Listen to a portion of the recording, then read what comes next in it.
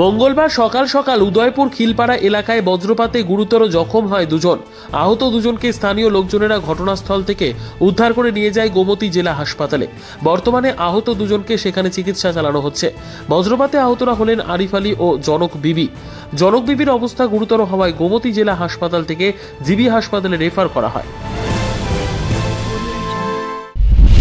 সকালে আরফ Ali 55 years male এবং জন্নত বিবি 50 years female নামে দুজন ব্যক্তি খিলপাড়া এরিয়া থেকে বজ্রপাতে আঘাতে হয়ে আমাদের গোমতী ডিস্ট্রিক্ট হসপিটালে নিয়ে আসা হয়।